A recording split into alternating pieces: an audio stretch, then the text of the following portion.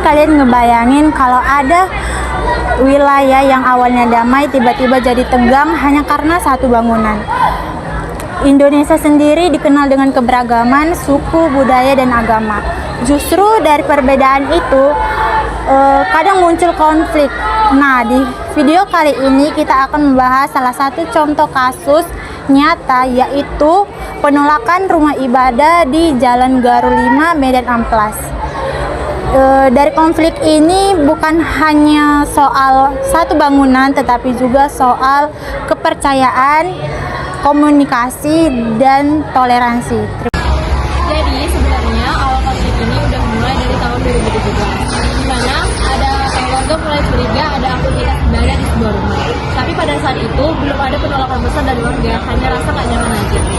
Baru mulai masuk ke tahun 2021, di mana sudah mulai ada penolakan besar dari warga-warga.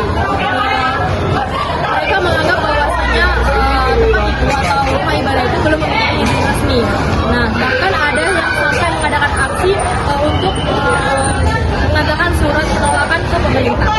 Kemudian masuk di tahun 2022, di mana konflik sudah semakin membesar, apalagi sudah melibatkan pemerintah, di mana mereka mempermasalahkan surat izin bangunan atau PBG. Dan konflik yang terbaru yaitu pada tahun 2025, di mana konflik tersebut muncul lagi karena adanya aktivitas ibadah Natal di bangunan tersebut. Nah, sebenarnya masalah ini atau konflik ini sebenarnya itu tidak benar-benar selesai. Kalau kita lihat lebih dalam, konflik ini nggak terjadi cuma karena satu alasan. Ya, konflik utama itu soal izin bangunan.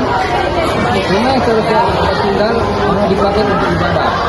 Dan itu ada juga suatu perbedaan pandangan. Bagian warga merasa keberadaan rumah ibadah itu kurang sesuai dengan tuntutan mereka. Masalah lainnya adalah kurangnya komunikasi. Dari awal tidak ada penjelasan yang jelas. Jadi warga mulai berfungsi sendiri untuk kemudian dan akhirnya jadi konflik. Tambah lagi sekarang ini menyangkut agama jadi lebih sensitif dan mudah memicu emosi. Dampak dari konflik ini ternyata cukup besar. Hubungan antar warga menjadi renggang. Yang dulunya akrab sekarang jadi saling curiga. Bahkan terpecah menjadi beberapa kelompok. Secara psikologis, masyarakat sekarang ini merasa nggak nyaman dan merasa takut kalau konflik ini semakin besar. Tapi dari segi ekonomi, aktivitas warga ini menjadi sangat terganggu karena kondisi lingkungan tidak konduktif. Tapi yang paling penting itu konflik ini bisa merusak nilai toleransi yang seharusnya dijaga oleh masyarakat yang beragam di Indonesia. Bagaimana cara penyelesaian konflik seperti ini? Nah, yang pertama, tentu harus ada komunikasi terbuka antara semua pihak.